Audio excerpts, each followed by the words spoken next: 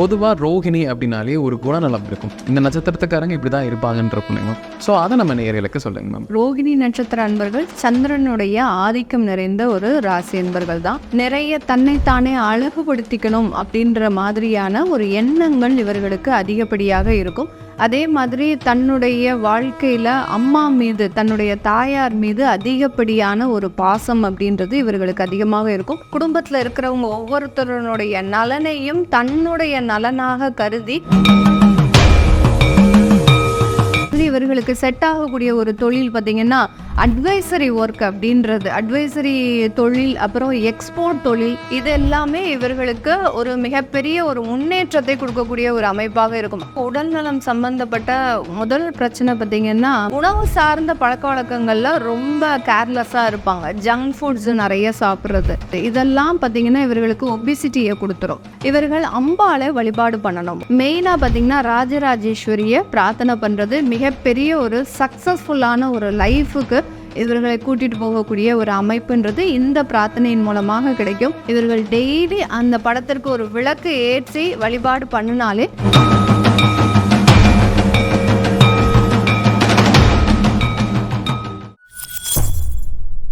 பக்தி பிளஸ் நேயர்களுக்கும் வணக்கம். இன்று நம்மோடு இருந்தவர் பாரம்பரிய ஜோதிடர் ஆஸ்ட்ரோ பூர்ணா மேம் அவர்கள். வணக்கம் மேம். வணக்கம் சார்.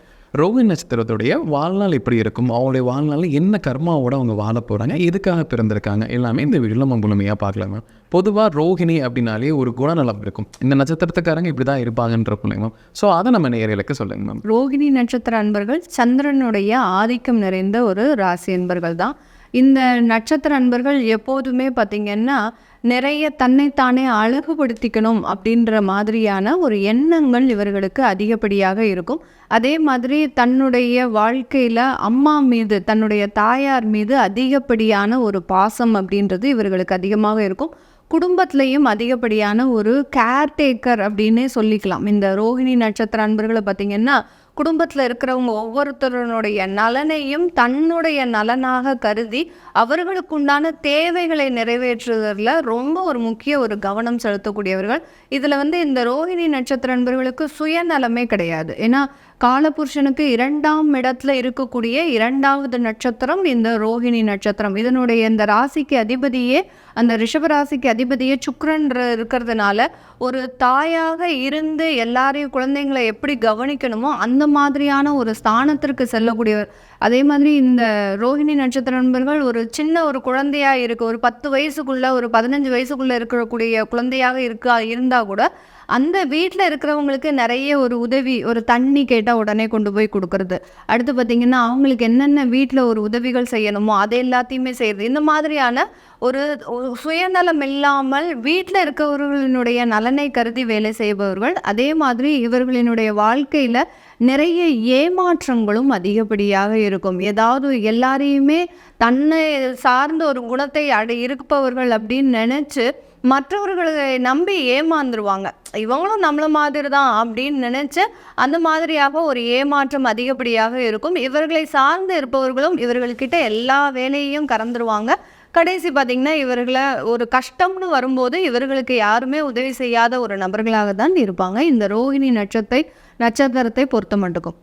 ரோகிணியில் பிறந்தவங்களுக்கு பொதுவாகவே பணபலம் அப்படிங்கிறது எப்படி இருக்குங்க? பெரும்பாலும் செல்வந்தராக இருப்பாங்களா, இல்லை பணத்துக்காக கொஞ்சம் சிரமப்பட்டு உழைக்கக்கூடிய நபர்களாக இருப்பாங்களா? ரோகிணி நட்சத்திரத்தை பொறுத்த மட்டுக்கும் பார்த்திங்கன்னா இவர்கள் பொருளாதாரத்தை பற்றி அவர்களினுடைய இளம் வயதில் நினச்சே பார்க்க மாட்டாங்க. ஏன்னா நம்ம கூட எல்லாரும் இருக்கிறாங்க, நமக்கு எல்லாமே உதவி பண்ணுவாங்க, நம்மளால் எல்லாருக்கும் உதவியும் பண்ண முடியும் அப்படின்ற ஒரு கேர்லெஸ்ஸாக இருக்கக்கூடியவர்கள். அதே மாதிரி பணம் நிறைய வரும்போது ஒரு இளமை காலத்தில், அதாவது இந்த ராகு திசை இந்த மாதிரியான பருவத்தில் பார்த்திங்கன்னா அந்த திசாபுத்தி வரும்போது மிக அதிக அளவு, ஒரு 35-40 வயசும் அதிக அளவு ஒரு செலவு செய்யக்கூடிய ஒரு நபர்களாக தான் இருப்பாங்க.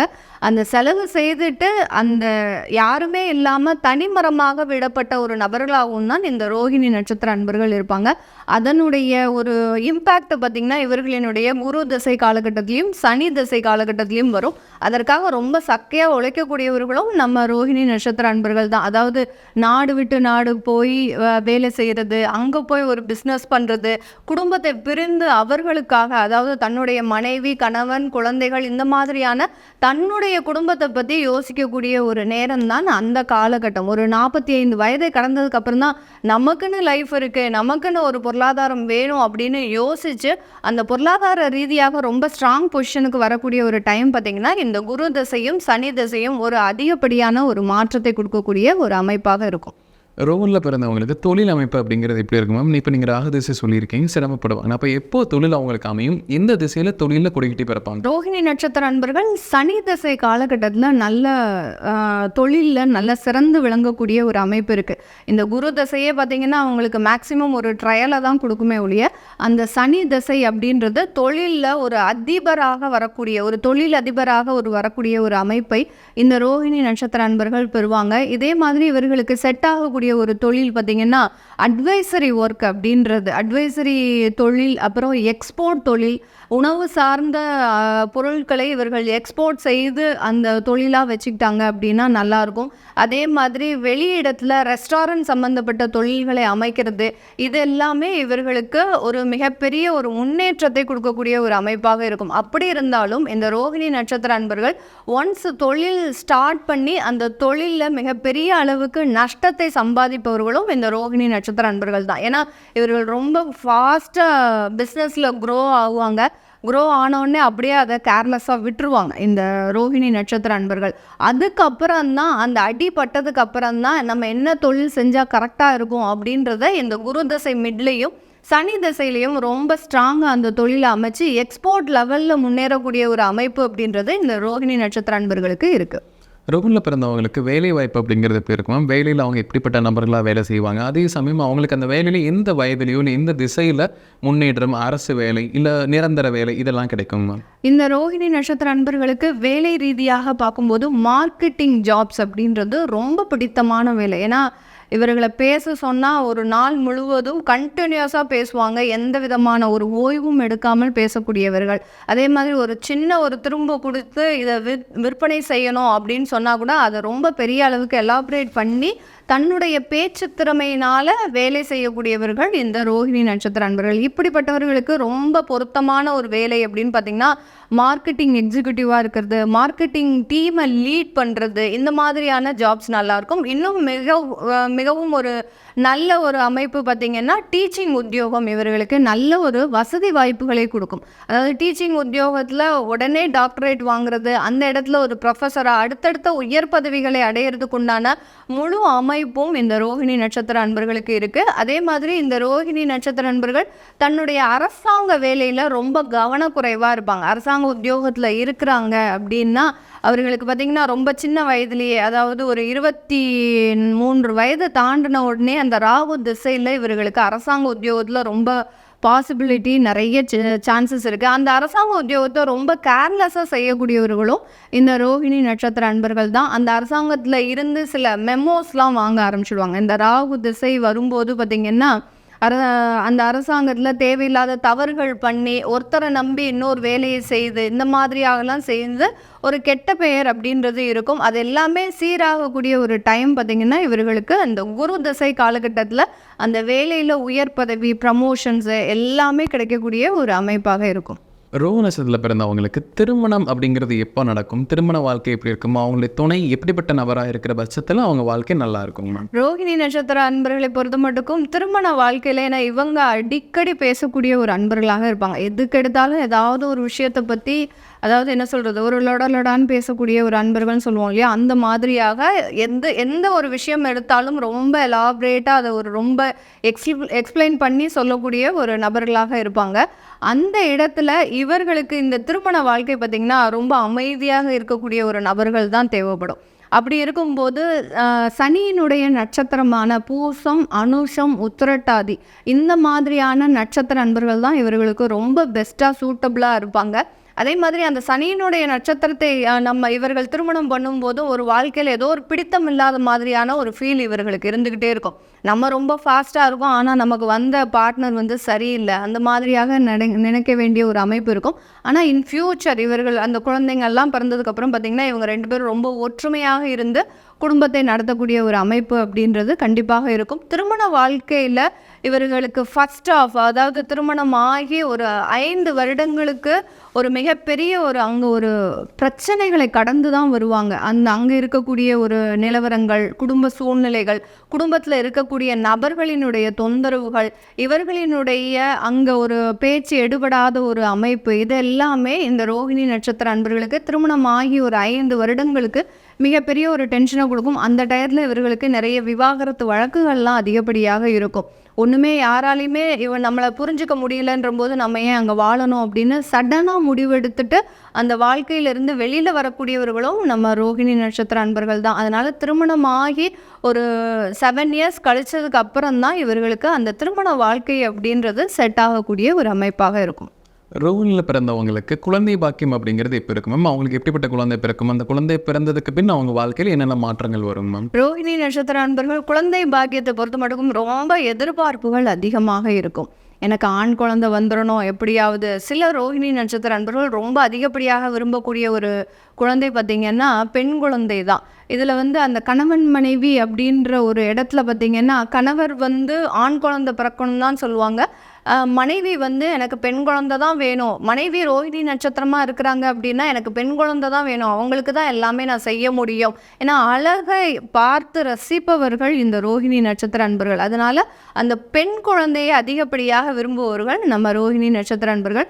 அந்த குழந்தை பிறந்த உடனே பார்த்திங்கன்னா அந்த குழந்தைக்காக எல்லா விதத்துலேயும் தன்னையே டெடிகேட் பண்ணி ஒரு வேலைக்கு போயிட்டுருக்குறாங்க அப்படின்னா அந்த வேலையை கூட பிரேக் பண்ணுறதுக்கு தயங்க மாட்டாங்க. என்னுடைய குழந்தை தான் முக்கியம், அதுக்கப்புறம் தான் என்னுடைய வேலையெல்லாம் அப்படின்ற மாதிரியாக அந்த குழந்தைக்காக முழுமையாக டெடிகேஷனாக இருக்கக்கூடியவர்கள் ரோஹிணி நட்சத்திர அன்பர்கள்.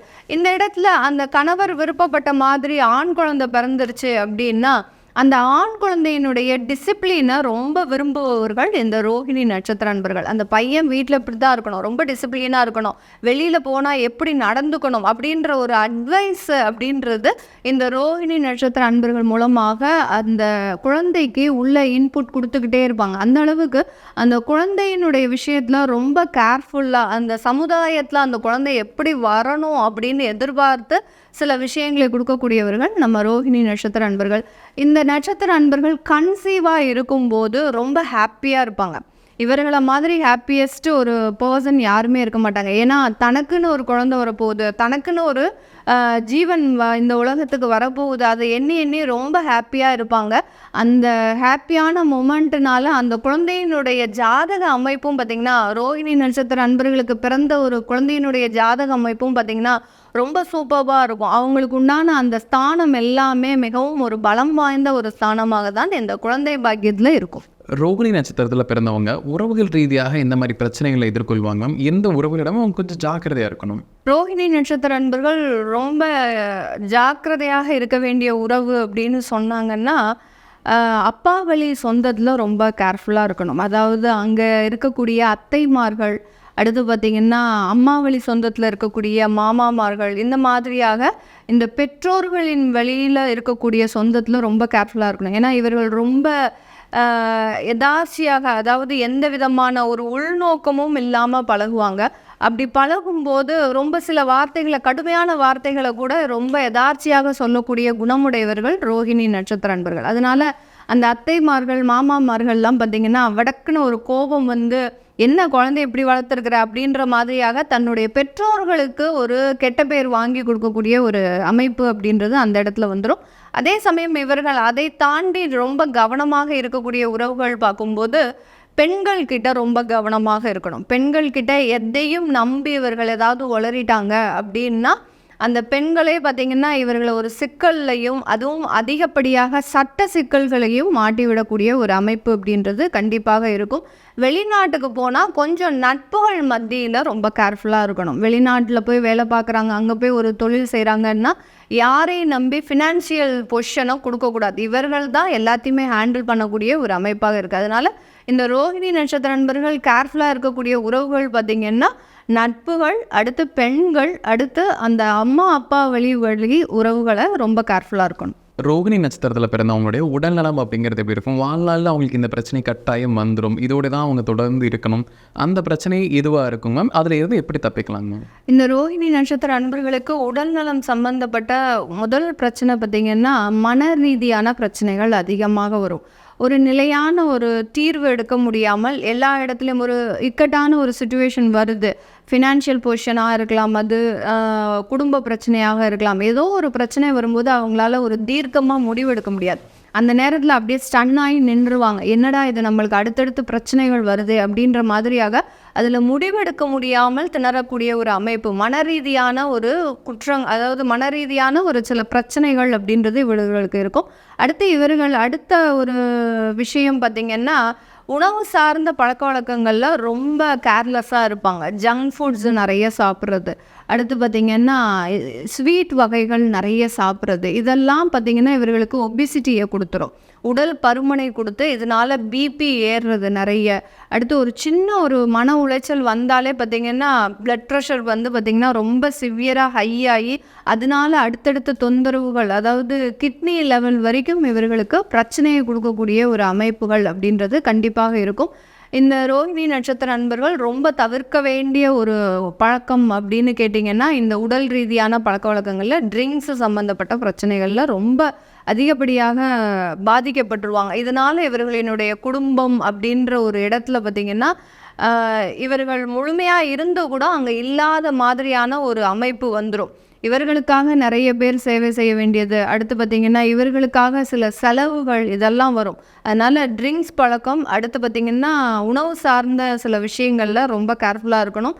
இது இவர்களுக்கு அதிகப்படியான நோய்களை ரொம்ப ஷார்ட் பீரியட்லேயே கொடுத்துரும். நம்ம அந்த ராகு தசை முடிஞ்ச உடனே பார்த்திங்கன்னா நல்ல லைஃப்பில் செட்டில் ஆகலாம் அப்படின்னு நம்ம வரும்போது அந்த குரு தசை காலகட்டத்தில் அதிகப்படியான அந்த மூட்டு வலி பிரச்சனைகள், அடுத்து பார்த்திங்கன்னா மன ரீதியான பிரச்சனைகள், அடுத்து பார்த்திங்கன்னா சுகர் ப்ராப்ளம், இது எல்லாமே ஒபிசிட்டி, அடுத்து உடல் பருமன், இது எல்லாத்தையுமே கொடுக்கக்கூடிய ஒரு அமைப்பு. மெயினாக அந்த கொழுப்பு சார்ந்த சில பிரச்சனைகள் அதிகப்படியாக இருக்கும்.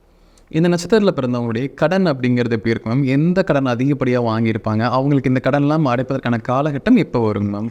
இந்த ரோஹிணி நட்சத்திரத்தை பொறுத்த மட்டுக்கும் கடன் பார்த்திங்கன்னா இவர்கள் போகிற இடத்துலலாம் கடன் வச்சுட்டே போவாங்க. அதாவது கிரெடிட் கார்டு அதிகப்படியாக வாங்குவாங்க. அடுத்து பார்த்திங்கன்னா ஏதாவது ஒரு வீட்டுக்கு ஒரு சாமான் வாங்கணும், ஒரு சின்னதாக ஒரு மொபைல் ஃபோனே யாரோ ஆசைப்படுறாங்க. ஏன்னா இவர்கள் எப்போதுமே குடும்பத்திற்காக தான் செய்வாங்க, தனக்குன்னு ஒரு பொருள் எதுவுமே வச்சுக்க மாட்டாங்க. அந்த குடும்பத்திற்காக செய்யும்போது ஏதோ ஒரு மொபைல் ஃபோனு ஹை எண்ட் வாங்கணும் அப்படின்னு நினைக்கும் போது அதில் ஒரு இஎம்ஐ போடுவாங்க. அடுத்து ஒரு வீடு வண்டி வாகனம் அந்த மாதிரியாக அந்த ப்ராப்பர்ட்டிஸ் சேர்க்கும்போது அதில் ஒரு லோன் போடக்கூடிய ஒரு அமைப்பு இருக்கும். இது எல்லாமே பார்த்திங்கன்னா கிரெடிட் கார்டு சம்மந்தப்பட்ட ஒரு லோன் தான் இருக்கும். இந்த கிரெடிட் கார்டு சம்மந்தப்பட்ட லோனில் பார்த்திங்கன்னா ஒரு வருடம் 2 வருஷத்துக்கு கண்டினியூஸாக இவர்களுக்கு பேமெண்ட் கொடுக்க வேண்டிய, அந்த பேமெண்ட் கொடுக்கக்கூடிய ஒரு பொருளாதார வளர்ச்சி அப்படின்றது இருக்கும். அதுக்கப்புறம் அந்த 2 இயர்ஸ்க்கு மேலே கண்டிப்பாக அவர்களால் கொடுக்கவே முடியாது. இந்த இடத்துல தான் இவர்கள் மாட்டிக்கிறாங்க. எவ்வளோதான் இவர்கள் அதை அடைக்கணும் முயற்சி பண்ணாலும் அடுத்தடுத்த அந்த பொருளாதார ரீதியான ஏதாவது ஒரு பிரச்சனைகள் வரும்போது அந்த பணம் வேறு இடத்திற்கு செலவாகக்கூடிய ஒரு அமைப்பு இருக்கும். அதனால் கிரெடிட் கார்டு இவங்க வாங்கவே கூடாது. வாங்கினாங்கன்னா பிரச்சனையில் மாட்டிக்கக்கூடிய ஒரு அமைப்பு இருக்குது. அடுத்து பார்த்திங்கன்னா ஷேர் மார்க்கெட்டில் அதிகமாக போடுவாங்க. ஷேர் மார்க்கெட்லேயே பார்த்திங்கன்னா சந்திரனுடைய நட்சத்திரம் அப்படின்றதுனால இன்ட்ரா ட்ரேடு அதிகமாக பண்ணக்கூடிய ஒரு அன்பர்கள் தான் இந்த ரோஹிணி நட்சத்திர அன்பர்கள். இன்ட்ரா ட்ரேடுங்கும்போது ஒரு நாளைக்கு கிட்டத்தட்ட ஒரு 15,000 ரூபாய் லாஸ் பண்ணாமல் இவர்கள் போகவே மாட்டாங்க. அதனால் இவர்கள் இந்த ஷேர் மார்க்கெட்லேருந்தும் வெளியில் வரணும், அடுத்து கிரெடிட் கார்டு சம்மந்தப்பட்ட லோனில் இருந்தும் வெளியில் வரணும். மற்றபடி ரெகுலர் லோன்ஸ் ஏதோ ஒரு பர்சனல் லோன் போடுறாங்க, இல்லை ஒரு ஹோம் லோன் போடுறாங்க, அந்த மாதிரியான பெரிய லோன் எதுவும் இருந்தால் அதெல்லாம் ஈஸியாக மெயின்டைன் பண்ணிடுவாங்க. சின்ன சின்ன ஒரு கடன்கள் தான் இவர்களுக்கு மிகப்பெரிய ஒரு துன்பத்தை கொடுக்கக்கூடிய ஒரு அமைப்பு இருக்கும். ரோகிணி நட்சத்திரத்தில் பிறந்தவங்களுக்கு லைஃப்பில் எல்லாமே சக்ஸஸ்ஃபுல்லாக கிடைப்பதற்கு நம்ம ஒரு வாழ்வியல் பரிகாரம் கொடுக்கலாம் அப்படின்னா என்னவா இருக்கும் மேம்? இந்த ரோஹிணி நட்சத்திர அன்பர்களுக்கு இவர்களினுடைய லைஃப்பில் ஒரு நிம்மதியான ஒரு அமைப்பு வேணும். தன்னுடைய லைஃபே ஒரு போராட்டமாக இருக்கும், ஆனால் சாட்டிஸ்ஃபைடு தான் இருப்பாங்க. ஆனால் ஏதோ ஒரு அந்த மன ரீதியான ஒரு பிரச்சனை இருக்கிறதுனால அந்த லைஃப் ஒரு நல்ல நிம்மதியாக இருக்கணும், ஒரு கூட்டு குடும்பமாக வாழணும் அப்படின்றதும் நினைப்பாங்க. இதற்கு இவர்கள் செய்ய வேண்டிய பரிகாரம் என்ன, கோயிலுக்கு போனால் எந்த தெய்வத்தை வழிபாடு பண்ணினா நல்லாயிருக்கும் அப்படின்னு கேட்டிங்கன்னா இவர்கள் அம்பாளை வழிபாடு பண்ணணும். ஒரு புவனேஸ்வரி அம்மனோ இல்லை அடுத்து பாலாம்பிகை இந்த மாதிரியான எந்த அம்பாளைனாலும், காமாட்சி அம்மனோ இல்லை மீனாட்சி அம்மனோ எந்த அம்பாளைனாலும் தாராளமாக பிரார்த்தனை பண்ணலாம். மெயினாக பார்த்திங்கன்னா ராஜராஜேஸ்வரியை பிரார்த்தனை பண்ணுறது மிகப்பெரிய ஒரு சக்ஸஸ்ஃபுல்லான ஒரு லைஃபுக்கு இவர்களை கூட்டிகிட்டு போகக்கூடிய ஒரு அமைப்புன்றது இந்த பிரார்த்தனையின் மூலமாக கிடைக்கும். இதை எங்கே போனால் நம்ம நல்லா இருக்கும் அப்படின்னு கேட்டிங்கன்னா எங்கேயுமே போக வேண்டாம். வீட்டில் ஒரு ராஜராஜேஸ்வரி படத்தை வச்சு இவர்கள் டெய்லி அந்த படத்திற்கு ஒரு விளக்கு ஏற்றி வழிபாடு பண்ணினாலே மிகப்பெரிய ஒரு வாழ்க்கை மாற்றம் அப்படின்றது இவர்களுக்கு கண்டிப்பாக கிடைக்கும். ரோஹிணி நட்சத்திரத்துடைய வாழ்நாள் எப்படி இருக்கும் அப்படிங்கிறத நம்ம விலாவரியாக பார்த்தோம். கண்டிப்பாக நம்ம நேயர்களுக்கு ஒரு பயனுள்ள கருத்துக்களை வந்திருக்கும். மீண்டும் ஒரு சந்திக்கலாம். ரொம்ப நன்றி. வணக்கம் சார். நன்றி.